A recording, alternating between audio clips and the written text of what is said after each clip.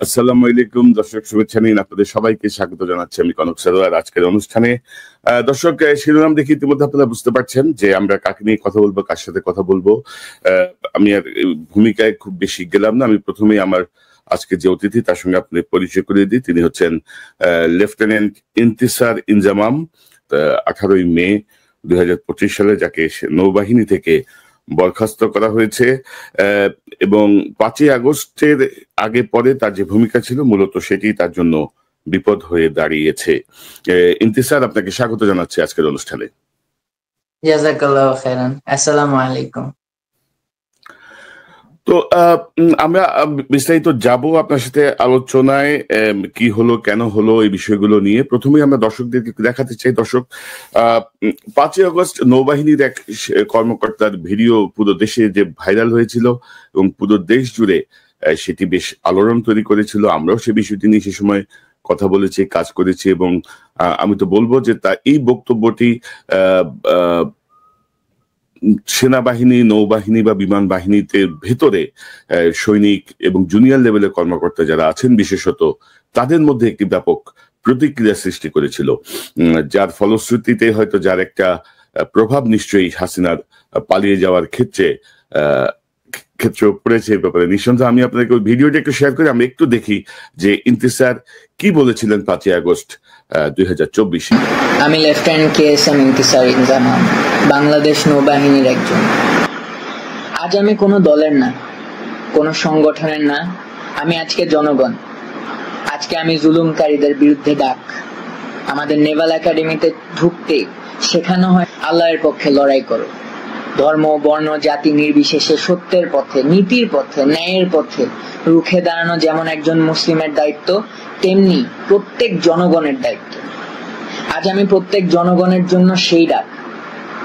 আমার এই ডাক কতদূর যাবে আমি জানি না, তবে বন্ধ করানোর জন্য রাজাকার, BNP ইত্যাদি নাম দেওয়া হবে।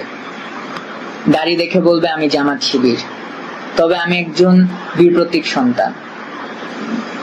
আমার বাবা আর্মিতে ছিলেন এবং মাননীয় প্রধানমন্ত্রী আপনার সাথেই SSF এ চাকরি করেছেন। তবে জনগণ এইসব আর খায় না। Enough is enough.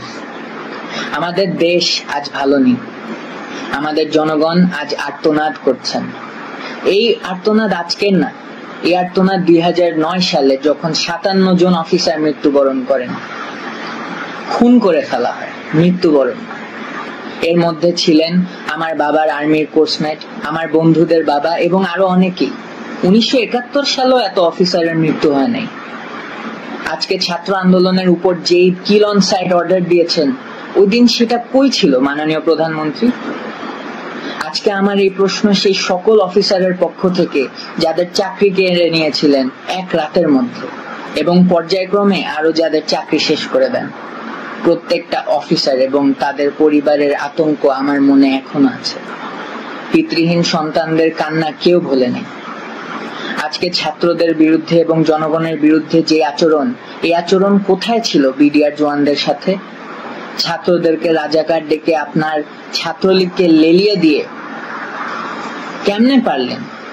কিন্তু সেদিন অফিসাররা কিছু করতে চাইলে কোনো ধরনের সিদ্ধান্ত আপনি দিতে পারলেন না। তো আপনার 2012 সালে থেকে আপনার দাড়ি পড়া ছেলে রাস্তায় দেখলেও তাকে তুলে নিয়ে যান।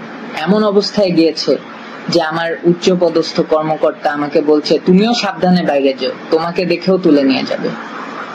তাইলে আপনি এবং আপনার সরকার কি মুসলিম বিদ্বেষী, যেখানে পুরো পৃথিবীর মুসলিমরা ইসলামোফোবিয়ার বিরুদ্ধে যুদ্ধ করছেন? আপনি মুসলিম গরিষ্ঠ দেশে ইসলামোফোবিয়া ছড়াচ্ছেন, আমার ভাইদের আত্মমর্যাদায় আঘাত করে মরিয়া করে দিচ্ছেন। সংখ্যালঘু ভাই যারা আছেন তাদের পুঁজি করে সংঘর্ষ লাগিয়ে তাদের ক্ষতি হতে দিয়ে ডিভাইড অ্যান্ড কনকোয়ার মতাদর্শ চালাচ্ছেন। আপনি বলেন ধর্ম যার যার, উৎসব সবার, তবে আজকে আমরা বলি ধর্ম যার যার, সংগ্রাম আমাদের সবার।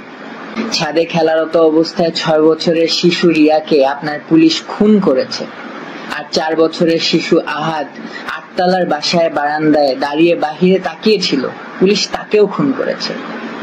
সরকার যেমন ভাবে মানুষের নিরাপত্তা দিতে ব্যর্থ, তেমনি আপনি আপনার আশেপাশের পোষাদের নিয়ন্ত্রণ করতে ব্যর্থ। আর আপনার শেখ পরিবার নিয়ে তো আর নাই বলি, প্রত্যেকটা মসজিদে জোরপূর্বক দোয়া করাচ্ছেন, আবার এরা এদের মতো সন্ত্রাসবাদ আচরণ চালিয়ে দেশের মানুষদের ক্ষতি করতেই আছে। ছোট ছোট বাচ্চাদের 2020-এ সুশীলদের ভিতর থেকে যারা সৎসাহসী প্রতিবাদী এরা সবাই ক্ষতিগ্রস্ত, এবং তার সাথে যুক্ত হলো মেজর সিনহা এবং আবরার ফাহাদের হত্যা। এখন এসেছেন ছাত্র আন্দোলনের বিরুদ্ধে শুট করার বেআইনি সিদ্ধান্ত নিয়ে, এবং এর মধ্যে ডিফেন্সকে জড়িত করে আমাদের আত্মমর্যাদা এবং নৈতিকতার প্রশ্ন এনেছেন। এই জন্যই আজকে আমি একটা জুনিয়র অফিসার হয়েও সকল সশস্ত্র বাহিনীর অফিসার এবং সৈনিকদের পক্ষ থেকে তীব্র প্রতিবাদ জানাচ্ছি।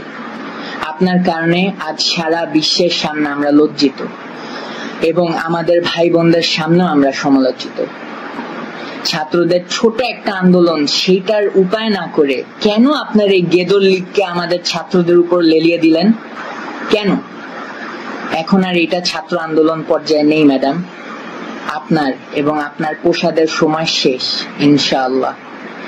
আজ আমার বার্তা শেখ হাসিনার কাছে না, আজ আমার বার্তা সবার আগে আমার সৈনিক, নেভির নাবিক এবং এয়ারফোর্সের এয়ারম্যানদের নিকট। আপনারা আমাদের ভাই, আপনাদের শক্তিতে শক্ত 3 বাহিনী। আপনারা যদি চান জনগণের পক্ষে আপনারা সবচাইতে বড় ঢাল। অফিসার আছে, চেইন অফ কমান্ড আছে, তবে এইসব বানানো কি দালাল রাজনীতিবিদের চাকরগিরি করতে? বীর সৈনিকদের এই কলিজা। আমি জানি যে আপনাদেরও ভিতর অনেক ক্ষোভ, সত্যের পথে দাঁড়াতে না পেরে। আজকেই সময়, এই হয় জনগণের পক্ষে অস্ত্র ধরেন অথবা ভুলে যান যে আপনি একজন সৈনিক।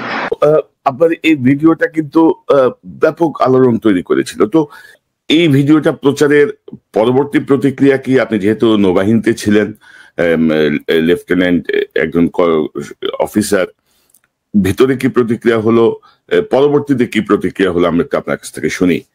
ইন্তিসার, ওটা আন্দোলনের সাথে আমার কোনো কানেকশন ছিল না, বাট 18 তারিখের পর থেকে যা যা হলো প্রত্যেকটা জিনিস এমন একটা পর্যায়ে আমাকে মেন্টালি এবং রেশনালি যদি বলেন যে চিন্তায় ঢেলে দিয়েছিল যে আজকে যদি অফ হয়ে যায় তাহলে 2009, 2013, 2018, 2020 এটা আবার হবে, এবং এবার এমন ভাবে হবে যেটা আসলে মানে এরপর তারা নিজেদেরকে গড ভাবা স্টার্ট করবে, ভগবান লেভেলে নিয়ে যাবে। তো এইসব চিন্তা করে আমি 27 তারিখ থেকে মোটামুটি চিন্তা করতে করতে 3 তারিখে আরো ক্লিয়ার হই। আমি আমার মার সাথে কথা বলি, আমার মারাও প্রথমে রাজি ছিল না। পরে 4 তারিখে যখন দেখলাম সবাই ডাক দিল, তো আমিও রেডি হলাম যে না, এবার হয় ইস্পার অথবা উস্পার। এখানে আমাকে নিয়ে বিষয় না, এখানে হলো সকলের একত্রিত হয়ে একটা কাজ যেখানে এই হাসিনাকে সরাতে হবে, এবং স্টেটাস কো এটা নিয়ে যাতে আমরা প্রশ্ন করতে পারি, এটা নিয়ে যাতে আমরা জানতে পারি, আমরা যাতে অন্য ন্যারেশনস বুঝতে পারি বা বুঝার চেষ্টা করতে পারি, প্রশ্ন করতে পারি। The whole point was this. তো এই করে 4 তারিখ রাত 8টার সময় আমি ভিডিওটা করি, এবং 12টার সময় আমার ফেসবুক পেজেই ছাড়ার কথা ছিল, বাট আমাদের যে রাউন্ডের গাড়ি ছিল ওইটা আমি মিস করেছিলাম, কারণ আমার তো ক্যান্টনমেন্ট থেকেও ইজিলি বের হতে হবে, না হলে তো আমি পরের দিন মার্চে জয়েন করতে পারবো না। এন্ড আমি তো ধরেই রেখেছিলাম যে আমি যদি ভিতরে থাকি তাহলে আল্লাহ জানে কোথায় গায়েব হবো, আর গায়েব হওয়া মানে তো আর বেঁচে ফেরার চান্সেস নেই, বিকজ তখনও তো আমরা জানি না যে আমরা পরের দিন দেখতে পারবো যে হাসিনা চলে গেল। মানে দ্যাট ওয়াজ লাইক কি বলবো, মিরাকুলাস। আমরা কেউ ভাবিনি। অনেকে আমাকে যদিও বলেছে যে আমি অফিসারের ছেলে, আমি হয়তো আগের থেকে জেনেছিলাম। যাই হোক, হাসিনা আমার কোনো রিলেটিভ ছিল না যে রাত্রেবেলা আমাকে বলে গিয়েছে যে পরের দিন আমি পালাবো। এনিওয়ে, সো রাত 12টার মধ্যে দিতে পারিনি, তো সারা রাত ধরে আমি বিভিন্ন ফ্রেন্ডদের কাছে পাঠিয়ে দিই, কানাডা, অস্ট্রেলিয়া, ইউএসএ। তো ওদের কাছে দিয়ে বলি যে তোরা সকাল 8টায়, ঠিক 8টায় ইউ উইল রিলিজ দিস, এবং তখন I will try my best to get out of the cantonment, and আমি ডিরেক্টলি জয়েন করব হলো মিরপুর থেকে। যদিও আমি এক্সাক্ট লোকেশনটা বলি নাই, বিকজ কে জানে কে কাকে কি বলছে, বিকজ ওই সময় আসলে কাউকে মানে আমি যে ট্রাস্ট করব, যদিও আমার খুব কাছের ফ্রেন্ড, তারপরেও ট্রাস্ট করতে পারছি না। আর কোনো অফিসারদেরকে তো বলার প্রশ্নই আসে। তো আলহামদুলিল্লাহ ওই যে আল্লাহর প্ল্যান, এটা আসলে আমি প্ল্যান করেছি বাট আল্লাহ মিলিয়ে দিয়েছে। তো ওইভাবেই ডিস্ট্রিবিউট করলাম। সকালবেলা ফজরের নামাজ পড়লাম, ড্রেস পরে, আমার ইউনিফর্ম পরে। এর একটু আগে আমার মায়ের সাথে লাস্ট কথা হলো। আম্মুকে বললাম যে আম্মু, তোমার সাথে তো কথা বলেছিলাম কিন্তু আমি আর সহ্য করতে পারছি না, এবং আমি শুনেছি যে গ্রাউন্ডে আজকে যারাই যাবে ফায়ারিং করে একদম মেরে ফেলে দেওয়া। সো আমি ইউনিফর্ম আর পরতে পারবো না যদি এরকম কিছু হয়ে যায়। সো এটা চিন্তা করে ওই দিন বের হলাম। 8টার সময় আমি বাসকে বলে রেখেছিলাম, তো ওরা তো বুঝে নাই যে আমার মাথায় কি চলছে। 8টার সময় আমি আমাদের যে অফিস ছিল হাজি মোহসিন বেইজের, ওখানের অফিসের ওয়াইফাই দিয়ে, কারণ বাইরে মোবাইল ডেটাও ঠিক করে চলছিল না, তো ওইটার ওয়াইফাই দিয়ে আমার অ্যাকাউন্টে আপলোড করে কিছু মানুষকে হালকা করে ইঙ্গিত করি যে ওটা আমার অ্যাকাউন্ট চেক করতে, মানে যাকেই সামনে পাই আমার আশেপাশে যারা সৈনিক ছিলেন, এবং বলি যে যত তাড়াতাড়ি পারো প্রচার করে দাও। এটা স্পেসিফিক কেউ ছিল না, ইট ওয়াজ গ্রুপ অফ পিপল। এটা হলো সবাইকে আসলে, মানে অনেকে বলতে পারে যে এটা আমার বিদ্রোহ করার ইন্টেন্ট ছিল, বিষয়টা এরকম না। বিষয়টা এট দ্যাট পয়েন্ট আসলে এটা অ্যাওয়ারনেস এর বিষয়। বিদ্রোহর পর্যায়ে অলরেডি শেষ, কারণ 3 তারিখে অফিসাররা অলরেডি সবাই, মানে যারা হলো, মানে যাদের মধ্যে কিছু হলো মনুষ্যত্ব বেঁচে ছিল, দে ডিসাইডেড যে না, উই উইল নট ফায়ার। তারপরে we were not sure, because আসলে বাংলাদেশে এরকম একটা 15 বছর ধরে সরকার চলেছে যারা হলো বোকা মানুষদেরকে নিয়ে বড় বড় অর্গানাইজেশন চালিয়েছে, যারা এতই বোকা যে রাইট এন্ড রং এর ডিফারেন্সটা বলতে পারে না, অথবা ভীতি ভয় এর জন্য বলতে পারে না। So it was more of a raising awareness between all the officers and men. So আলহামদুলিল্লাহ 8টার সময় পোস্ট করলাম, পরে আমি বাসে উঠলাম, বিসমিল্লাহ পড়তে পড়তে বের হচ্ছিলাম যে গেট দিয়ে জাস্ট বের হই, বিকজ যেহেতু পোস্ট হয়ে গিয়েছে আমার অ্যাকাউন্টে অনেক অফিসার, নিশ্চয়ই খুব জলদি হলো গোয়েন্দাদের হাতে পড়বে। তো আমি জাস্ট কচু ক্ষেত দিয়ে বের হচ্ছি, তখন আমি বাসের যারা আছে তাদেরকে ইঙ্গিত দিয়ে হালকা করে জিজ্ঞেস করলাম যে স্যার, আজকে তো মেরে ফেলতে পারে মানুষদের, কি করা যেতে পারে? তো মানে উত্তরটা পেয়ে আমি আরো ডিমোরালাইজ হয়ে গেলাম যে আসলে ওনাদেরও কিছু দোষ নেই, সবার পিছুটান আছে, পিছুটান আমারও আছে। আমার বাবা মারা গিয়েছে তার 10-15 দিন আগে, আমার মা একা, আমার ভাই। বাট দেন এগেইন এক একজনের মোরালিটি এন্ড এক একজনের আইডিওলজি তাদেরকে রান করে। সো আলহামদুলিল্লাহ আমি সেটা নিয়ে আর চিন্তিত না হয়ে আমি বললাম স্যার আমাকে এখানে নামাই দেন। তখন আমরা জাস্ট 14 নম্বরে ঢুকতে যাচ্ছি, আমাদের কলোনি আছে ওখানে। সো ওখানে নেমে গেলাম ড্রেস পরা অবস্থায়, নেমে যে একটা রিক্সা ওয়ালা মামাকে পেলাম, তো ওনাকে বললাম মামা আজকে তোমাদের জন্য আসছি, জানি না বেঁচে ফিরতে পারবো কিনা, কিন্তু যেই কাজের জন্য আসছি আমাকে জাস্ট ওই পর্যন্ত পৌঁছায় দাও, বাকিটা আল্লাহর ইচ্ছা। সো ওই মামা, মানে কি বলবো, এই যে উনি আমার থেকে কোনো ভাড়া নিলেন না, কিচ্ছু নিলেন না, টান দিয়ে ভিতর ভিতর দিয়ে সে চলে গেলেন হলো মিরপুর 12তে। 12তে কেউ নাই, তখন বাজে মনে হয় 9:45-র দিকে, 9:45 8:30। নেমে দেখি যে ডিওএইচএস এর সামনে পুরাটা ব্যারিকেড দেওয়া, আবার মিরপুর 10-এর দিকে যে রাস্তা ওটাও ব্যারিকেড দেওয়া। তো এই অবস্থায় এখন ভাবলাম যে এখানে যদি আমি একা দাঁড়িয়ে থাকি, it's not going to end up good. তো তখন আমার কাছে একটা কাজিনের বাসা ছিল, ওর কাছে গেলাম। আর এর মধ্যে আমি ফোন বন্ধ করে দিয়েছি, কারণ ফোনের মধ্যে অলরেডি ইন্টেলিজেন্সের কল আসছিল। আমি ফোন জাস্ট ক্লিক করে অফ করে দিচ্ছি যাতে আমার মাইন্ডসেট না চেঞ্জ হয়, কারণ এরকম একটা ডিসিশন ওয়ার চান্সেস আর যে আমি হয়তো আর কখনো ফেরত আসবো না। এই আর কি, যে এমন সিচুয়েশন যে আমি সকালবেলা আম্মুকে বলছিলাম যে আম্মু আমি চলে যাচ্ছি, দোয়া করো, যদি ফেরত আসি তাহলে দেখা হবে, আর যদি না আসি তাহলে দোয়া করো, আমি তোমার বেস্ট ছেলে হওয়ার চেষ্টা করেছি। তো আপনি আমাকে বলছিলেন যে আপনি পরবর্তী সময়ে 45 দিন আপনাকে বন্দী করে রাখা হয়েছে নৌবাহিনীর যে অভ্যন্তরীণ বিভিন্ন পদক্ষেপের মাধ্যমে। এই বিষয়গুলো একটু শুনি যে ওইটার সাথে এটা কতটুকু সংযুক্ত বা কি হলো। আমরা জাস্ট ওই ঘটনাগুলো আপনার কাছ থেকে শুনতে চাই ধারাবাহিকভাবে। তো এরপরে হলো 9টার মধ্যে আমরা সবাই মানে আমি আমার কাজিনদেরকে একত্রিত করে আমরা আগানো স্টার্ট করলাম আস্তে আস্তে। এর মধ্যে বৃষ্টি হলো, নেট অফ হয়ে গেল। তো আলহামদুলিল্লাহ 11টা 11:30টার দিকে হঠাৎ করে শুনলাম যে there is some decision pending. তা আমরা কিছুক্ষণ ওয়েট করলাম, পরে দেখি যে অনেক মানুষজন চলে এসেছে। তো ওনাদের সাথে আমরা হাঁটা দিলাম গণভবনে। ওইখান থেকে ধানমন্ডির থেকে মানে পুরো সিচুয়েশনটা দেখেছি। হয়তো আমি ডিরেক্টলি ভাঙাচোরা বা এইসব ইনভলভ ছিলাম না, বাট আই ওয়াজ দেয়ার। তো পুরাটা সময় একসাথে ছিলাম জনগণের সাথে, পিছে থেকে একজন এসে কাঁধে তুলে নিলেন। তো এর মধ্যে আবার আমার কাছে ফোন ছিল না, তা আমার আরেকটা ফ্রেন্ড, আমার সাথে যে ছিল ফ্রেন্ড তো না কাজিন, তো ওকে একজন কল দিয়ে বললো যে ইমতি স্যারকে এখনই সেফটিতে যেতে বল, ওকে হয়তো মেরে ফেলার চেষ্টা কর। তখন আমি জিনিসটা এত সিরিয়াসলি নেইনি। তারপরে আমি ওর কথা শুনে ওর বাসাতেই ফেরত গেলাম। তো রাত্রেবেলা আমি ফোন অন করার পরে আমাকে যে যারা কাঁধে নিয়েছিল ওই ভিডিওটা ছেড়ে আমি ওখানে 9 দফা টাইপের একটা রিকোয়ারমেন্ট দিলাম যে আমাদের এখন ইন্টারিম সরকার বেছে নিতে হবে, 45 নাম্বার আর্টিকেল সরাতে হবে, বিভিন্ন এখন আমার ফেসবুকে আছে।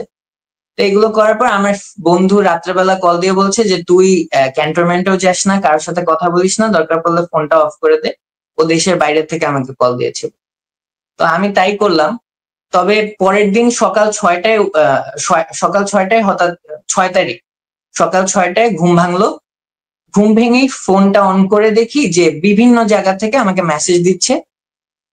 মানুষ বলছে যে আমাদেরকে মেরে ফেলছে, অনেকে এখানে আগুন ধরায় দিচ্ছে, মব ক্রিয়েট হচ্ছে, বিভিন্ন আনরেস্ট ছিল, এগুলো তো দেখেছি আমরা।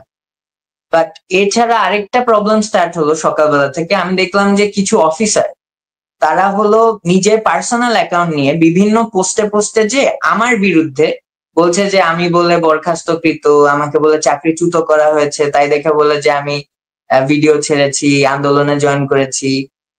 তো এইটা দেখে আই ওয়াজ ভেরি শক যে আমার বাহিনীর অফিসাররা আমাকে নিয়ে এই কথা বলছে। তখন আমি সাথে সাথে ড্রেস পরলাম, ড্রেস পরে আমি হাজি মহসিনে একটা উবার তো না পাঠাও নিয়ে চলে গিয়েছি। হাজি মহসিনে গেলাম 6 তারিখ প্রায় 12টার দিকে। যে আমার যে ওখানে সিও ছিলেন কমান্ডিং অফিসার ক্যাপ্টেন কিবরিয়া, ওনার কাছে যে রিপোর্ট করলাম, আমি বললাম স্যার আমি চলে এসেছি। স্যার বললো যে উপরের থেকে দেখি কি তোমার এ নিয়ে ডিসপোজাল আসে, আমার হাতে তো কিছু নেই, তুমি রেস্ট নাও রুমে এবং বেস থেকে বের হয়ে না। তো আমি তাই করলাম। আমি রাত পর্যন্ত আই ওয়াজ কমপ্লিটলি ওকে। পরের দিন 7 তারিখ সকাল 9টায় হঠাৎ করে আমার এক্সিকিউটিভ অফিসার আমাকে কল দিল, দিয়ে বলে যে কমান্ডিং অফিসার তোমার সাথে কথা বল। তা আমি গেলাম, যে কমান্ডিং অফিসারের রুমে ঢুকে উনি আমার সাথে খুব ফ্র্যাঙ্কলি হি আস্কড মি যে আচ্ছা তুমি কমান্ডিং অফিসারের নামটা কি? ও কমান্ডিং অফিসার ছিলেন ক্যাপ্টেন কিবরিয়া। জি প্লিজ বলুন। তো উনি আমাকে খুব ফ্র্যাঙ্কলি জিজ্ঞেস করলেন যে বলো তো এখন পরিস্থিতি কি, বা তোমার কি ইন্টেনশন ছিল এন্ড স্টাফ লাইক দ্যাট। তা আমি বললাম যে স্যার আই ওয়েন্ট আউট, আমি বাইরে গিয়েছি জনগণের স্বার্থে, জনগণের সাথে। I was kind of emotional, but ইমোশনের থেকে আমার বেশি যেটা ছিল যে আমার মনে হয়েছে যে এবার সকলের একত্রিত হতেই হবে, ওই যে অ্যাওয়ারনেস ক্রিয়েট করা। এবং আমি তাকে এটাও বললাম যে আমার মেইন টার্গেট ছিল স্যার যে আমি যে একটা গুলি খাবো। কারণ অফিসারদের যেটা দেখছি যে অফিসারদের হয়তো আরেকটা অফিসার গুলি না খাওয়া পর্যন্ত টনক নড়বে না। তো আমি গিয়েছিলাম বিড়ালের গলায় ঘন্টি পরাতে, ওই যে বলির বকরা যেটাকে বলে। তো তখন বললো যে তুমি যদি মরে যেতা তাহলে তো এটা সুইসাইড হতো। আমি বললাম যে স্যার আমি তো সুইসাইড করতে চাইনি, মানে ইন্টেনশনটা সুইসাইডাল ছিল না, ইন্টেনশনটা ছিল যে I will raise an awareness whatever it takes, even if it takes for me to get a bullet. তো এগুলোর পরে স্যারের সাথে আরো অন্যান্য কথা হলো যে আমাকে অনেকে রিচ করেছে, আমি কি কোনো দলের সাথে কিনা। তা আমি বললাম স্যার আমি কোনো দলের সাথে না, তবে আমি অনেক দলের সিচুয়েশন জানি। অনেকে ব্রিগেডিয়ার আজমিকে খুঁজছেন, কারণ ব্রিগেডিয়ার আজমি আমার বাবার ব্রিগেড কমান্ডার ছিলেন, তার ছেলে আমার বন্ধু ছিল। তো ওনাদের বিষয়ে আমি কিছু ডিটেলস জানি, যদিও আমি তাদের সাথে কোনোভাবেই সম্পৃক্ত না। তো এগুলো ইস্যুস বললাম। তারপর বিভিন্ন ইসলামিক দল যারা নিউসেন্স ক্রিয়েট করতে পারে, আমি বললাম স্যার সোফার আমি তো রাস্তায় ছিলাম, আমি নিউসেন্স করার মতো কাউকে দেখি নাই, তবে we should be very careful because present সিচুয়েশনকে হয়তো আমাদের ভিতর থেকে না হলেও বাইরের থেকে এসে অনেকেই চারা দেবে। এবং আই স এরকম সিচুয়েশন হচ্ছিল, বিকজ বিভিন্ন বাসার সামনে যে ভাঙচুর হচ্ছে, হ্যাঁ যে যার মতো যা করছে। এবং 32-এ যখন আগুন দিচ্ছে আমি ওর সামনেই ছিলাম, দেখি যে একটা স্কুলও ছিল, স্কুলের মধ্যে সৈনিকরা আটকা ছিল। আমি ওদেরকে আবার ক্যাব দিয়ে বললাম যে তোমরা ফ্রি আছে, তোমরা নেমে চলে যাও। তো ওরা বললো যে স্যার আমাদের ওয়েট করতে হবে আমাদের অর্ডারের জন্য। তো এগুলো সবকিছু বললাম। তখন স্যারকে বললাম যে স্যার, এখন 3 বাহিনীর চিফদের অনেক বড় দায়িত্ব, কারণ সারা রাত ধরে আমাকে এই যে 6 তারিখ রাত এবং সকাল 7 তারিখ সকাল পর্যন্ত আমাকে অনেক ধরনের মানুষ রিচ করেছে হেল্প চেয়ে, যে ভাইয়া আমাদের বাসা পুড়ায় দিচ্ছে, আমাদের বাসায় মব পাঠাচ্ছে, ভাইয়া আমরা তো আওয়ামী লীগ করি না, আমাদেরকে হেল্প করেন। এখন তারা এমন অঞ্চলে যেখানে আর্মি চাইলেও যেতে পারছে না। তো তখন আমি স্যারকে একটা আইডিয়া দিলাম যে স্যার আমরা যদি পুরা সিভিল অ্যাডমিনিস্ট্রেশনও টেক ওভার করে ফেলতে পারি, এরকম যে আপনারা বসে বসে অর্ডার দিবেন বিভিন্ন গ্রামে বিভিন্ন মহল্লায়, আপনাদের অর্ডারে বিভিন্ন গ্রুপ কালেক্ট হবে যারা হলো প্রশাসনকে হেল্প করবে। এরকম হলো প্রত্যন্ত অঞ্চলেও বিভিন্ন মানুষের মানে we could create some kind of A civil defence. তো এই ধরনের আইডিয়া দিয়ে, এবং আমার মাথায় আরেকটা আইডিয়া এসেছিল যে আমরা যদি ওই সময় যারা সন্ত্রাসবাদী কাজ করছে আমরা যদি লিস্ট বানাতাম, কারণ বিভিন্ন অঞ্চলে বিভিন্ন অফিসার অলরেডি ডিপ্লয়েড ছিল। তা আমরা যদি ওখানে লিস্ট বানিয়ে প্রত্যেকটা মানে আইডেন্টিফাই করতে পারতাম, তাহলে এই লোকগুলোই ফিউচারে যে কোনো রাজনৈতিক দলের সাথে যোগ হয়ে কোনো টেররিস্টিক কাজকাম ওই আপনার প্রশাসনিক ভাবে করতে পারতো না। আমার কথা এটাই ছিল। তো স্যার আমাকে বলল আচ্ছা ফাইন, তোমার আইডিয়াস খুব ভালো, তোমাকে আমি একটা রেকর্ডার দিচ্ছি, তুমি এগুলো বলো, আমি দেখি চেষ্টা করি, বিকজ আই ক্যান আন্ডারস্ট্যান্ড যে তোমার ইন্টেনশন খুব ভালো and you are thinking for the country. Because এই যে মারা বাচ্চাদেরকে নিয়ে রাস্তায় বের হয়ে আসছিল, মানে we can late all of this go in vein. তো আমি সেটা চিন্তা করে রুমের মধ্যে গেলাম, পুরা মানে somewhat close to that idea share করলাম, ওই অডিওর মধ্যে রেকর্ডিং করলাম। তো করে আমি ভিতরে এসে এর মধ্যে কিন্তু আমি স্যারের কাছে আমার ফোনগুলো দিয়েছিলাম, আমি বুঝি নাই যে ফোনগুলো স্যার অন্য কারণে নিয়েছে। তো রুমে আসলাম, একটু পর দেখি যে স্যারের সাথে আরো 2-3 জন আসছে, এদেরকে আমরা বলি প্রভোস্ট। তো ওনারা আবার তখন কম ঢাকা যিনি কমান্ডার ঢাকা নেভাল এরিয়া, তো ওনার অফিস থেকে আসছেন এবং আমাকে বললেন যে আমাকে সেফটি দেওয়ার জন্য, প্রোটেকশন দেওয়ার জন্য অর্ডার আসছে হেডকোয়ার্টার থেকে, সো আমাকে একটা রুমে যে আপাতত একদম সেফলি রাখবে, ওখান থেকে আমার বের হওয়া নিষেধ। তো এই কথা বলে নিয়ে যাচ্ছে যখন, তখন আমার থেকে আমার ফোনের পাসওয়ার্ডটা চাই। তখন আমি বলেছি স্যার এটা এত উচিত হচ্ছে না, আমার ফোন নিয়ে নেওয়ার তো কোনো রিজন নেই, আমাকে যেহেতু প্রোটেকশন দিচ্ছে। তখন বলেছে যে আসলে আমাদের যে order we have to follow that. তো এটা বলে আমার ফোন টোন সব নিয়ে নিল। তখন আমি বুঝতে পেরেছি যে আসলে প্রোটেকশনে যাচ্ছি না কিসে যাচ্ছি এক আল্লাহ জানে। তো যাক বিসমিল্লাহ বলে তাদেরকে ফলো করলাম। আই কমপ্লাই, আমি কোনো ধরনের নুইসেন্স ক্রিয়েট করি নাই। আমি একদম যেভাবে বলেছি ওইভাবে একটা রুমে গেলাম। ওই রুমে যে আমাকে কিছুক্ষণ যে অফিসার আমাকে নিয়ে গেলেন উনি কিছুক্ষণ কথা বললেন, তারপর রুমটা বাইরে থেকে লক করে দিয়ে চলে গেছে। তো এর মধ্যে বাইরে একটা অফিসার বসেছিল, ওর থেকে ফোন নিয়ে জাস্ট আম্মুকে একটা মেসেজ দিলাম যে আম্মু মেবি আমাকে আটকায় ফেলা হচ্ছে, দোয়া করো, কাউকে আপাতত বলো না, দেখো কি হয়, তারপর যদি বেশি দেরি হয় তারপর জানাই। তো এর মধ্যে ওই অফিসার বেচারাও ধরা খেয়েছে। তো ওরও মনে হয় ওকেও একটু ওয়ার্নিং মনে হয় লেটার দিয়েছে পরে। তো এরপরে কি করলো, এরপর আমার দরজার সামনে হলো ওই আপনার তালা মেরে দিল এবং 6 ঘন্টা পর পর যে কোনো অফিসার এসে ডিউটি করতে। তো এই করতে করতে 1 দিন বের হলো, 2 দিন বের হলো, 1 সপ্তাহ বের হলো, ওই একটা রুমের মধ্যে আমি আটকানো।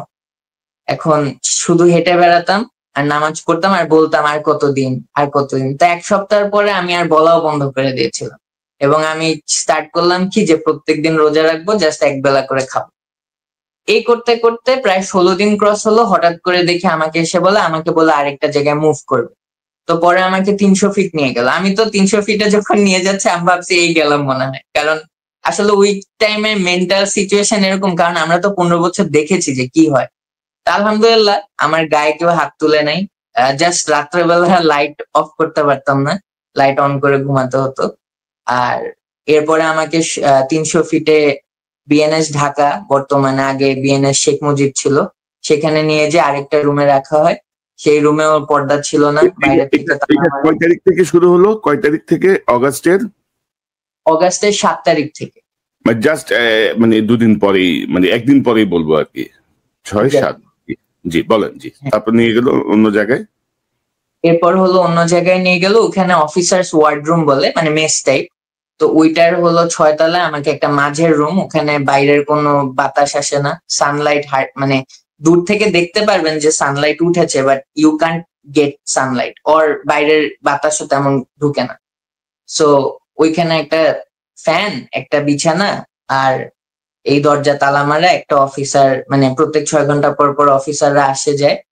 আর বাইরের থেকে একটা স্পটলাইট দেওয়া ছিল, স্পটলাইটটা মারতো ভিতরে, যাতে আমি ভিতরে লাইট অফ করলে ওটা, মানে ওই যে আপনার ইন্টেরিয়রের ডিজাইনের যে স্পটলাইট গুলো থাকে, ওটা আমার দিকে ঘুরিয়ে দিয়েছে। তো এইভাবে প্রায় সেপ্টেম্বরের 19 তারিখ পর্যন্ত আমি এইভাবেই কাটালাম। তো এর মধ্যে আমার মার সাথে আমার কোনো কথা হয় নাই, কোনো অফিসার এসে আমার তদন্ত করে নাই, কোনো ধরনের, মানে এমন হয় নাই যে আমার কোনো কোর্ট মার্শাল চলছে অথবা আমার কোনো ইনকোয়ারি চলছে, nothing. It was simply just me in the room and doing my things. কখনো কখনো বই চেয়েছি, বইগুলো পাইনি, কোরআন চেয়েছিলাম, কোরআন দিয়েছে, এই। তো এই করে 20 তারিখ আমাকে হঠাৎ করে এসে খুলে দিল, দিয়ে বললো যে তোমাকে এখন আমরা হাজী মহসিনে নিয়ে যাব, বের হয়ে অনেক কিছু দেখতে পারবা, বাট ডোন্ট রিয়াক্ট, আগে সিচুয়েশন বুঝো, this is a second chance given in your life. মানে আমাকে বিভিন্ন ভাবে বোঝানো হলো যে ডোন্ট ডু এনিথিং ইন রাশ, আগে বুঝো বাইরের সিচুয়েশন। তো আমি আল্লাহর কাছে দোয়া করে আলহামদুলিল্লাহ বের হলাম ওনাদের সাথে। তারপর দেখি যে হাজী মহসিনা যে আমার মার হাতে তুলে দিল, দিয়ে বললো যে ভাবি আপনার হাতে তুলে দিলাম। তো যখন তুলে দিল তখন আবার আম্মুর সামনে আমাকে বলছে যে তুমি যদি এরকম নিউসেন্স ক্রিয়েট করো তাহলে কিন্তু আমাদের জেল করে আরো বড় পানিশমেন্ট দেওয়ার সুযোগ আছে, that could be also hanging you and things like. So এরপরে আরেকটা জিনিস বললো, সেটা হলো যে তুমি ব্রিগেডিয়ার জেনারেল আজমির সাথে এবং তার ফ্যামিলির সাথে কোনো ধরনের কানেকশন আর মেনটেন করবা না। এটা কেন বলেছে আমি এখন পর্যন্ত জানি না, হয়তো ওনারা ভেবেছিল যে আমি হয়তো কোনো সংগঠনের বা ওনার সাথে কোনো কিছু প্ল্যান করেছি, আই ডোন্ট নো। তো পরে আম্মুর থেকে জানতে পারলাম যে আম্মু হলো এর মধ্যে অনেকবার বেজে গিয়েছিল আমার খোঁজে। আম্মুকে প্রথমে বলেছে যে আমি নাই, পরের যখন বলেছে যে আছি, এরপর আম্মুকে বলে যে আমি বলে জঙ্গি সংগঠনের সাথে ছিলাম, আমি বলে জামাত ইসলাম করি, আবার অনেক সময় বলে হিজবুত তাহরির করি। মানে অ্যাজ ইফ বাংলাদেশে একটু দাঁড়িয়ে রাখলে, একটু ইসলামিক কথা বললে আর মানুষের পক্ষে দাঁড়ালে সব হয় জামাত, হয় হিজবুত তাহরির, অথবা যে কোনো সংগঠন যেটার সাথে জঙ্গি অ্যাড করতে পারবে। মানে একটা আজব দেশে আছি। যাই হোক, আজব দেশ তো না, দেশ আলহামদুলিল্লাহ অনেক ভালো, কিন্তু দেশের 1-2% একটু প্রবলেমেটিক। যাই হোক, তা আলহামদুলিল্লাহ এরপর আমার মা আমাকে, ব্রিগেডিয়ার আজমির প্রসঙ্গটা কেন আসলে, পরে কি আপনি বোঝার চেষ্টা করছেন? ব্রিগেডিয়ার আজমের প্রসঙ্গটা আমি ওনাদেরকে জিজ্ঞেস করি নাই, যেহেতু আমাকে ওইটা নিয়ে ঘাটাঘাটি করতে নিষেধ করেছিল, আমি তেমন কিছু বলি নাই। বাট আমার বন্ধু তো ওনার ছেলে, তো ওকে এমনি বলেছিলাম, ওনাকে জিজ্ঞেস করেছিলাম যে তোদেরকে কি কিছু বলেছে এরকম যে আমার থেকে সেফ থাকা আর সামথিং? তো তখন বললো যে না, এরকম কিছু হয়নি। তো আমি বুঝলাম না কেন আমাকে সেটার সাথে ইনক্লুড করেছে। আমি যতটুকু বুঝতে পারছি যে আমাকে পক্ষপাতিত্ব করার জন্য একটা ছাঁচে তো ফেলতে হবে, মেবি এটা আরেকটা ছাড়ছে। অর্থাৎ আপনি ধরেন 7 তারিখ থেকে 45 দিন আপনি একরকম জেলেই ছিলেন বলা চলে, নৌবাহিনীর জেলে। এক্স্যাক্টলি। তারপর আপনাকে এটা জেল থেকেও বাজে, টু বি অনেস্ট, কারণ আমি কারোর সাথে দেখা করতে পারিনি। আমার মা ভেবেছিল আমি মারা গিয়েছি। ইভেন আমার মা মনে হয় সেক্রেটারিয়েটে গিয়েছে, যে বলেছে যে আমার ছেলের লাশটা দেয়, এরকম একটা অবস্থা হয়ে গেছে। আচ্ছা, তারপরে কি হলো? তারপরে আপনি আসলেন, আপনার মায়ের সাথে বাসায় আসলেন, তারপরে হলো আম্মুর সাথে আমাকে ওই দিনই পোস্টিং দিল হলো কাপ্তায়। তা আমার মাকে নিয়ে জাস্ট বাসায় একটু ঢু মেরে আমার আবার মংলায় আগে পোস্টিং ছিল, মংলায় যাওয়া লাগলো। মংলা থেকে কাগজপত্র কালেক্ট করে ডিরেক্টলি আম্মুকে নিয়ে চলে গেলাম হলো কাপ্তাই। তো কাপ্তাইয়ে যে আম্মুকে নিয়ে 1 সপ্তাহ ছিলাম। এর মধ্যে রিসিপশন ওয়াজ ভেরি ওয়ার্ম, কেউ খারাপ কিছু বলে নাই। বাট আস্তে আস্তে বুঝলাম যে ওই যে ওখানে যে গোয়েন্দা সংস্থা, এটাকে বলে ফিল্ড ইন্টেলিজেন্স, ওনারা একটু আমাকে নিয়ে খুব তৎপর যে আমি কই যাই খাই। মানে ওনারা ভাবতো যে আমি বুঝতেছি না, বাট আমার আলহামদুলিল্লাহ ওখানে যে সব মানুষ ছিল যারা আশেপাশে, যাদেরকে ওরা জিজ্ঞেস করতো, ওরা এসে বলতো যে স্যার আপনাকে নিয়ে এত কি, আপনি তো মানে রাইট পক্ষেই ছিলেন, আপনাকে কেন এগুলো করতেছে। যাই হোক, তা আমি বললাম যে হয়তো তাদের চিন্তা যে আমি হয়তো মানে রং কিছু করেছি। তো এই করতে করতে আমি অনলাইনেও তখন বেশি যাইনি। তো 1 সপ্তাহ পর আম্মু যখন চলে গেলেন, তখন আমার প্রিভিয়াসলি একটা মানে বোর্ড অফ ইনকোয়ারি হয়েছিল, এটা হলো আমার পার্সোনাল ব্যক্তিগত বিষয়।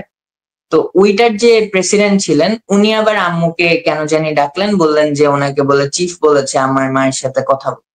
তো ওখানে কথা বলতে যে আমার মাকে বলেছে যে আমার বলে আমার এই 45 দিন থেকে হতে পারে মাথায় প্রবলেম হয়ে গিয়েছে, আমি যে কোনো সময় আত্মহত্যা করতে পারি, আমি ফ্যানের সাথে ঝুলে মারা যেতে পারি, গর্তে পড়ে মারা যেতে পারি, হাতির পাড়া খেয়ে মারা যেতে পারি, যেহেতু কাপ্তাই অনেক হাতি আছে, পানিতে ডুবে মারা যেতে পারি কাপ্তাই লেকে। মানে I don't know why he said all these things, but it sounds like an indirect way of saying যে আপনি আপনার ছেলেকে কন্ট্রোল রাখেন, না হলে মনে হয় কিছু একটা হতে পারে। মানে এটা নৌবাহিনীর বর্তমান প্রধান অ্যাডমিরাল নাজমুল বলছেন আপনার মাকে? উনি ডিরেক্টলি বলেন নাই, মানে আমার যে আগে একজন বোর্ড অফ ইনকোয়ারি করেছিলেন, ওই ব্যক্তি বলেছেন যে ওনাকে আমার চিফ পাঠিয়েছে। আবার ওই ব্যক্তি এইটা বলেছে, সাথে আবার এটাও বলে যে আমার চিফ বলে আমাকে খুব পছন্দ করে। তো মানে ভেরি কনফ্লিক্টিং কথাবার্তা। তো আল্লাহ নোজ বেস্ট যে তারা আসলে কি ভেবে কি বলেছে। তো এরপরে হলো যেহেতু এটা হয়ে গেল, এরপর আমি কিছুদিন চুপচাপ ছিলাম। তো নর্মাল চাকরি করছি, বাট সব জায়গায় দেখি যে আমাকে একটু ডিস্টেন্স করা হয়, মানে সবাই একটু বুঝে শুনে মিশে, অ্যাজ ইফ আমি মনে হয় কামড় দিব, এরকম একটা অবস্থা। তো এখানে অনেকেই আমার ওই যে আমাকে নিয়ে যে মিথ্যা কথা ছড়ানো হয়েছিল যে আমার বলে 5টা 6টা বিয়ে, হ্যান ত্যান, এগুলো। তা আমি বলেছি যে স্যার তাহলে 5টা 6টা বিয়ে থাকলে এগুলো বের করে আনেন, যে 5টা 6টা মেয়েকে আপনারা তো বুঝেনি 15 বছর যে হাসিনা যে স্টাইলে চলতো এটাই করা হয়েছে। এবং স্যাড পার্ট ইজ যে আমি তখন জানতে পারি যে বিভিন্ন বেইজে অন্যান্য অফিসাররা এবং তাদের ওয়াইফরা তো অনলাইনে যে পোস্ট করেছে আমার বিরুদ্ধে মিথ্যা কথা, এরপর বলে বিভিন্ন বেইজের কমান্ডিং অফিসার, বিভিন্ন জাহাজের কমান্ডিং অফিসার, তারপর ইভেন নেভাল একাডেমির ক্যাডেটদেরকে যে প্রশিক্ষণ অফিসার থাকে, সেও বলে যে একটা ক্লাসে যে বলেছে তোমার এই স্যারকে কিন্তু ফলো টলো করো না, এ বলে ভালো না। মানে যা বুঝতে পারলাম যে আমার যে টার্গেট ছিল যে আমি হলো অ্যাওয়্যার করব, সেই অ্যাওয়্যারকে যতভাবে নষ্ট করা যায় দে ট্রাইড দেয়ার বেস্ট। এবং এরপরে এগুলো যখন জানতে পেরেছি, তো আমি আস্তে আস্তে দেখলাম যে আসলে আমার যে অনলাইনে উপস্থিতি একদমই নাই, এটা আসলে মানুষের কথাবার্তা আসলে সত্য করে দেয়। তো তখন আমি ছুটি নিয়েছিলাম, মাঝখানে আমার বাবা তো মারা গিয়েছে, ওনার কাগজপত্র গুলো করা হয়নি, তো ওই ছুটি নিয়েছিলাম সেটার জন্য। এর মধ্যে আবার 21শে নভেম্বর পড়ে গিয়েছে। তা আমার বাবার পক্ষ থেকে, মানে আমার বাবার জন্য চিফ অ্যাডভাইজারের অফিস থেকে একটা ইনভিটেশন এসেছিল। তা আব্বু যেহেতু বেঁচে নেই, আমার মা যাবে, মা তো অসুস্থ। তো মা আবার ডিজিএফআই তে কল করে জিজ্ঞেস করেছিল যে আমার 2 ছেলে যেতে পারবে কিনা। তা আমাকে আম্মুকে বলেছে যে যেতে পারবে। তা আমরা আম্মুকে নিয়ে শুনতাম, আমি যেহেতু সার্ভিং অফিসার আমি ড্রেস পরে গিয়েছি। তা আম্মুকে নিয়ে ড্রেস পরে যে পুরা প্রোগ্রামটা ভিজিট করে চলে আসলাম। এসে যখন বেজে ফিরেছি, হঠাৎ করে আমাকে বলে যে তুমি কেন গিয়েছো, তোমাকে কে যেতে বলেছে, তুমি ছুটিতে ছিলা, কেন যাবা, মানে বিভিন্ন কোশ্চেন্স, যে তুমি তো কোনো পারমিশন পাও না। আমি বললাম যে স্যার ইনভিটেশন ছিল। এর মধ্যে আমি যেহেতু একটু প্রেসারে আছি, তাই থট যে আচ্ছা আমার ইন্টারনেটে ভিজিবিলিটি একটু বাড়ানো উচিত। তো অনেক অফিসারই ছবি পোস্ট করে, অফিসারদের ফ্যামিলি, অফিসারদের ওয়াইফ, দেখবেন যে সবাই সবার কিন্তু ড্রেস ওয়ালা ছবি পোস্ট করে। তা আমিও ওইটা ভেবে আমি ভাবলাম যে আমিও তো অফিসার, আমি পোস্ট করলে সমস্যা। তো আমি 21শে নভেম্বরের ছবিটা পোস্ট করলাম, এন্ড মানুষ খুব খুশি হলো, অনেকে বললো যাক আলহামদুলিল্লাহ ইন্তিসার ভাই বেঁচে আছে, আলহামদুলিল্লাহ। অনেককেই ম্যাক্সিমাম পজিটিভলি আমাকে রিসিভ করেছে। তো যা বুঝলাম এটা আমার অথরিটির হয়তো পছন্দ হয়নি। তারই 1 মাস পর ডিসেম্বরে আমার এগেনস্টে একটা চিঠি আসলো যে আমি বলে নিয়ম বিধি ভেঙেছি, আমি হলো আমার ছবি পোস্ট করেছি। এর মধ্যে আমি আবার একটু বঙ্গবন্ধুর বিরুদ্ধেও লিখেছিলাম, শেখ মুজিবের বিরুদ্ধে, এবং ইন্ডিয়ার যে বাবরি মসজিদ ভেঙেছিল এইগুলোর এগেনস্টেও লিখেছিলাম। And I was trying to be kind of active. এবং অনেস্টলি যদি বলি, ইট ওয়াজ নট যে আমি আসলে প্রশাসনের বিরুদ্ধে বা আমার নৌবাহিনীর বিরুদ্ধে কোনো কি বলবো যে এমন কোন আচরণ দেখিয়েছি যে দেখ এবার কি করে নিবি, বিষয়টা এরকম না। বিষয়টা এরকম ছিল যে আমি ভেবেছি যে নতুন বাংলাদেশ, আমি তো 45 দিন ছিলাম না, এর মধ্যে হয়তো মানুষের মেন্টালিটি চেঞ্জ হয়েছে, মেবি এই ধরনের কথা এখন অ্যাকসেপ্টেবল। তো তখন আমি যে ওখানে এইরকমই পোস্ট গুলো দিয়েছি, but sadly to my knowledge it was not accepted. And এটা নিয়ে আরেকটা বোর্ড অফ ইনকোয়ারি বসলো। এই বোর্ড অফ ইনকোয়ারি বসে চললো প্রায় ফেব্রুয়ারি মার্চ পর্যন্ত। তো ওইটার কোনো ডিসপোজালও আসেন। তো এটার ডিসপোজাল আসে নাই। ফাস্ট ফরওয়ার্ড গতকালকে আমাকে হঠাৎ করে অফিস আওয়ার শেষ, আমি সারাদিন অফিস করলাম, 3টার সময় আমার কমান্ডিং অফিসার আমাকে ডেকে বললো যে তোমার নামে একটা চিঠি আসছে, you have been dismissed from the service. তো এরপর চিঠিটা পড়লাম, চিঠিটা পড়ে দেখি যে বাহ, এর মধ্যে কোনো রিজনিংও লেখা নেই। আমাকে হঠাৎ করে dismiss from service under administrative order, মানে হলো মিনিস্ট্রি অফ ডিফেন্সের চিঠিতে আমাকে ডিসমিস করেছে। এই করে এই যে আজকে আপনার সামনে। এখন কিছু মানুষের প্রশ্ন হতে পারে যে আপনি সেই যে সেপ্টেম্বরে বের হলেন, এরপর থেকে আপনি আপনার পক্ষে তো কোনো কথা বললেন, মানে আমাকে নিয়ে অনেক ধরনের অনেক অ্যালিগেশন ছিল, আমার পার্সোনাল লাইফ নিয়ে অনেক কথা ছিল। তারপর অনেকে আবার বলেছিল যে আমি বলে চাকরি বাঁচাতে বলে আন্দোলনে জয়েন করেছি। তো এই বিষয়ে আমার সবার কাছে একটা প্রশ্ন যে আপনারা তো 15 বছর দেখেছেন কম বেশি, চাকরির কি এতই মায়া একটা মানুষের হতে পারে যে সেটার জন্য সে জান দিয়ে দিবে? মানে আমার তো ওই দিন যদি হাসিনা বেঁচে থাকে, আমার তো জান মানে থাকার আর কোনো উপায় নেই। মানে বেঁচে থাকে মানে সে যদি দেশে থাকতো, would I be living even? আয়না ঘরটার বাদ দি, I would not be even alive. And আমার ছোট ভাই, মানে আমার বের হয়ে যাওয়ার পর আমার ছোট ভাইকেও বাসা থেকে বের করে দিতে হয়েছে আম্মুর, কারণ আমার বাসায় বারবার হলো আপনার আম্মু বলেছে যে ডিবি থেকে এসেছে বলে, তারপর ইন্টেলিজেন্সের লোকরা এসেছে, আমার ইন্টেলিজেন্সের লোকরা এসেছে, ইভেন ছেলে পেলে এলাকার যারা হলো আওয়ামী লীগ করতো এরাও এসে ঘুরঘুর করছিল। তো আম্মু ভয় পেয়ে আমার ভাইকে বের করে দিচ্ছে।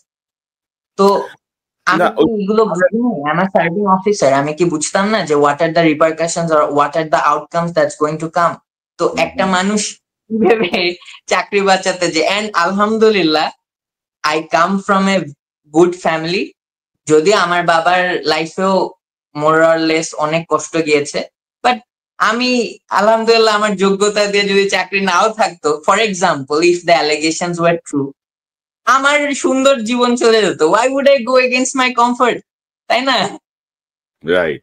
না ওই সময়টা আসলে ধরেন সবাই তো ফিল করছিল হাসিনার এই বিষয়টা, বিশেষ করে সৈনিক, মিড লেভেলের অফিসার, আমি যেটা বলছিলাম আমি প্রথমে যে উপরের লেভেলের 1-2-3% বাদে। তো এবং আপনার যে ভিডিওটার যে ইম্প্যাক্ট, অ্যাকচুয়ালি তারই একটা ধারাবাহিক সাফারিংস আপনাকে পোহাতে হলো, এবং আপনি অবশেষে বরখাস্ত হলেন, আপনি মুক্ত হয়ে গেলেন বলা চলে আর কি। মানে এই গ্যাঞ্জামের মধ্যে না থেকে মুক্ত হয়ে যাওয়া ভালো আর কি। তা আল্লাহ জানেন যে পেছনের আপনাকে দিয়ে ওনার কি উদ্দেশ্য, কি পরিকল্পনা। তো ধরেন এরকম ধরেন আমরা ওই সময় কিন্তু দেখেছি যে অনেকেই প্রতিবাদ করেছেন, অনেকে লিখেছেন, পোস্ট দিয়েছেন, আমরা অনেক ছবি দেখেছি যে ইউনিফর্ম পরে অনেকে শেখ মুজিবের মূর্তি ভাঙতেছে, অনেক শেখ হাসিনার ছবি নামায় ফেলতেছে। আপনি কি আর কোনো ইনসিডেন্টের খবর কি আপনার কাছে আছে যে আর কেউ ক্ষতিগ্রস্ত হয়েছে কিনা তাদের এই যে স্বৈরাচার বা ফ্যাসিস্ট বিরোধী অবস্থানের কারণে বা ছবির কারণে বা লেখালেখির কারণে? ওয়েল, আমি একটা নিউজ পেয়েছিলাম, বাট এটা আমি কনফার্ম করতে পারি নাই। সেটা হলো এই যে আনিসুল ওই যে আইনমন্ত্রী যিনি ছিলেন, আইনমন্ত্রীকে যে ধরা হয়েছিল, এটা আসলে ইট ওয়াজন্ট প্ল্যান। মানে এই ধরা যে পড়ে গিয়েছে, অলসো এই যে সালমান এফ রহমান, এরা দুইজন যে ধরা পড়েছে, they were captured I believe mistakenly, and I was told so. It could be also a rumour, because আমার কাছে প্রমাণ নেই, বাট আইভ হার্ড যে ওই অফিসার যারা হলো ওইটা নিয়ে কাজ করছিলেন, দে ফেসড রাফ টাইম।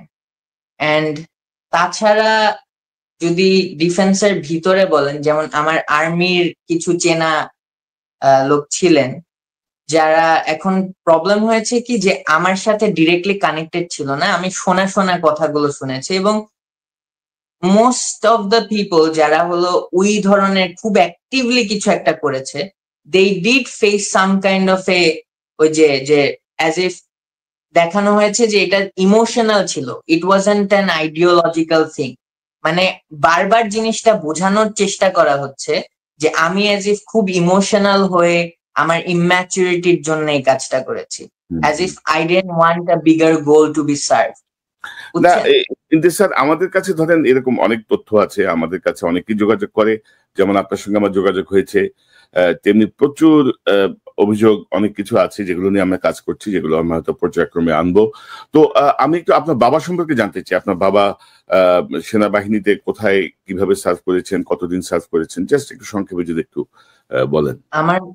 আমার বাবা হলো 1986 এর ব্যাচ, উনি হলো 85 এর ব্যাচ, উনি হলো 87 এ হলো কমিশন পেয়েছেন 17th লং কোর্সে।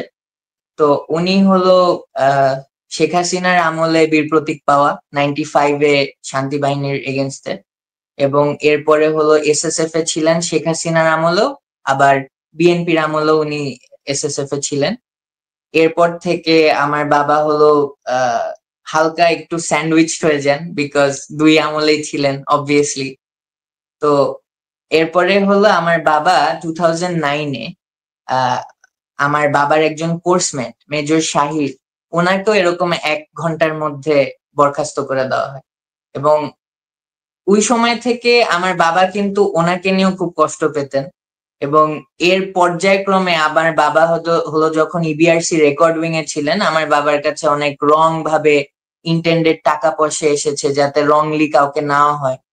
তো এগুলোর বিরোধিতা করতে করতে আমার বাবাকে আসলে টার্গেট করা হয় কম বেশি, এন্ড ইভেন্চুয়ালি তার চাকরি চলে যায়। কিছু পার্সোনাল ইস্যুজও দেখানো হয়, মানে প্যাচগোজ দিয়ে যা করা হয় করে আব্বুকে ফোর্স রিটায়ারমেন্ট পাঠানো হয়। এবং 2016-এ আব্বু আবার ওইটাকে কি বলে, পিএনজি হয়ে যায়, অবাঞ্ছিত। তো এই অবাঞ্ছিতটা আবার খুলে যায় হলো এই 5 অগস্টের পরে। 21শে নভেম্বরের ফার্স্ট ইনভিটেশন ছিল আফটার অল দিস ইয়ার্স, এবং এই জন্যই আমরা সবাই খুব উৎসাহিত হয়ে গিয়েছিলাম। দুঃখজনক এইটাই যে আমার বাবা বেঁচে ছিল না পাওয়ার জন্য। না, আল্লাহ ওনাকে বেহেশত নসিব করুক। আপনার বাবার নাম এবং পজিশনটা কি ছিল সর্বশেষ? আমার বাবা ছিল major retired KSM Ejaz Afzal বীর প্রতীক। তো আমরা আশা করি নিশ্চয়ই তিনি উত্তম প্রতিদান পাবেন দেশের প্রতি ভালোবাসে এবং তার সততার জন্য। তো ইন্তিসার, আপনার এখন পরিকল্পনা কি? অর্থাৎ আপনি তো এখন ফ্রি বার্ড, বা আপনি আর কোনো কিছু আশঙ্কা করেন কিনা যে আজকে ধরেন আপনি আমার সাথে যে ইন্টারভিউ দিচ্ছেন, এর পরবর্তী কোনো কনসিকুয়েন্সেস আপনি ভাবেন কিনা, বা আপনার কোনো আহ্বান আছে কিনা? কারণ হচ্ছে ধরেন আমরা হাসিনাকে যেভাবে আমরা সরিয়েছি, যেভাবে ফ্যাসিস্ট হাসিনা পালিয়েছে, যেভাবে তাদেরকে নিয়ন্ত্রণ করার চেষ্টা করছে অন্তর্বর্তী সরকার, সেই জায়গাটায় বাধা হয়ে দাঁড়িয়েছে কিন্তু হাসিনাপন্থী কিছু বাহিনীর লোকজন, কিছু মন্ত্রণালয়ের লোকজন, কিছু অর্থাৎ সিভিল অ্যান্ড মানে কি বলবো মিলিটারি, এই দুটো জায়গায় কিন্তু আমরা দেখছি যে তারা এটাকে ভুন্ডুল করার চেষ্টা করছে, তারা এটাকে ধ্বংস করার চেষ্টা করছে। তো সেই জায়গাটা থেকে আপনার কোনো আহ্বান বা আপনার কোনো বক্তব্য আছে কিনা? আপনার একটু মন্তব্যটা নিয়ে আমরা অনুষ্ঠান শেষ করব। জি আছে। তো ফার্স্ট অফ অল আমি বলবো যে আমার যে মেইন টার্গেটটা ছিল সেটা হলো টু মেক অ্যান এক্সাম্পল, যে জুনিয়র অফিসার্স, সেলার্স, আমরা যদি চাই we can make a better Bangladesh. আমি সিনিয়র অফিসারদের সবাইকে খারাপ বলছি না, but there is a difference. জুনিয়ররা অন গ্রাউন্ডে থাকে, we can make a difference. And আলহামদুলিল্লাহ আপনার মানে অনেকে যাই বলুক সিনিয়র লেভেল কি করেছে, 5th অগাস্টের পসিবিলিটি অনেকটা বেড়ে গিয়েছে because of the junior officers and the soldiers and sailors and airman. তো আমি বলবো যে আমি যে এক্সাম্পলটা ক্রিয়েট করতে চেয়েছি এবং আমার পরপর আরো অনেক জুনিয়র্স অনেক ধরনের এক্সাম্পলস ক্রিয়েট করেছে, এবং 3 তারিখেও দেয়ার ওয়ার সার্টেন অফিসার্স যারা দাঁড়িয়ে দাঁড়িয়ে জনগণের পক্ষে কথা বলছে। These examples are the examples for the future of Bangladesh. এবং আমাদের এটা মনে রাখতে হবে, আমি not as a lover of BNP but আমি মন থেকে খুব পছন্দ করি হলো জিয়াউর রহমানকে। ওনার কিছু আইডিয়াস আছে, ওয়ার কান্ট্রি কেম ফার্স্ট, এই জিনিসগুলো we have to remember no matter what. এবং আরেকটা যে অংশ আছে, আপনি বললেন যে আমি কি কিছু আশঙ্কা করছি কিনা, 15 বছরে তো দেখেছি আমরা যে কি হয়, people who speak out. তো এখন আমার টার্গেট হলো I will keep on speaking out. এবং I know এরপরে কি হতে পারে, I am ready for that. And inshallah Allah is there, রাখে আল্লাহ মারে কি। But আমাদের সকলের একত্রিত হয়ে we have to root out all these people যারা হলো মার্ডারের সাপোর্টার। Politics একটা জায়গায়, politics is fine, but when it comes down to murder and taking away the rights of people, that is when we have to stand up and speak for the right, because সেটা একটা মুসলিম হিসাবেও দায়িত্ব, সেটা জনগণেরও দায়িত্ব। এবং জনগণের জন্য সবচেয়ে বড় যেটা, আজকে এটা বলেই শেষ করতে চাই, এবং এর মধ্যে আমি ডিফেন্স পার্সোনালদেরকেও ইনক্লুড করব। ফার্স্ট পয়েন্ট ডিফেন্স পার্সোনালের জন্য লাস্ট, যে জাস্ট বিকজ আপনার পিছু টান আছে, জাস্ট বিকজ আপনার ডিওএইচএস এর বাড়ি হবে, আপনার 30 লক্ষ টাকার লোনের গাড়ি হবে, তার জন্য একটা মানুষকে মেরে ফেলা কোনো রাইট নাই কারো। জাস্ট বিকজ আপনি বলছেন যে আপনার duty, that's why you can't go to DGFI and ruin someone's life. আপনি এনএসআই এ যে কারো লাইফ নষ্ট করতে পারেন না, আপনি র্যাবে যে কাউকে মেরে ফেলতে পারেন না বিচার ছাড়া, just because your higher up said something. এটা গেল এক। অ্যান্ড সেকেন্ড পার্ট যেটা, I love something Roosevelt said. Roosevelt ছিলেন থিওডর রুজভেল্ট, উনি বলেছিলেন যে একটা জনগণের জন্য সবচেয়ে ইম্পর্টেন্ট পার্ট হলো to be invested in politics of the country. প্রত্যেকটা জনগণ। কেন জানেন? কারণ আপনি যদি আপনার রাইটস, আপনার দাবি, আপনার জাস্টিস আদায় না করতে পারে, এবং it is a part of year politics, তাহলে কোন একজন অযোগ্য ব্যক্তি এসে আপনার দাবি, আপনার রাইটস, আপনার জাস্টিস লঙ্ঘন করবে। Therefore, this is that moment where we have to be very aware and be involved in politics some way or the other. We have to be a part of the politics. আমাদের সকলের একত্রিত হয়ে দেশটাকে change করতে হবে, সেটা হোক ভিতরের স্বৈরাচার থেকে অথবা বাইরের কোনো পাওয়ার থেকে, if you know what I mean. এবং এটা দিয়ে আমি শেষ করতে চাই। আর নিশ্চয়ই আল্লাহ না, আল্লাহ অবশ্যই আমাদের সহায় এবং আমাদেরকে সাহায্য করবেন। ইন্তিসার, আপনাকে ধন্যবাদ। লেফটেন্যান্ট বরখাস্ত ইন্তিসার, এখন তো আপনি কিন্তু এই বরখাস্ত শব্দটা ব্যবহার করবেন, কিন্তু অনেকে অতীতে ব্যবহার করতো না, যেমন হ্যাঁ বরখাস্ত ব্র্যাকেটে লাগাই দিবেন আপনি। এবং আসলে আমরা একটা ভয়ের শাসনে ছিলাম তো 15-16 বছর, এই ভয়ের শাসন থেকে আমরা বের হয়ে আসতে চাচ্ছিলাম।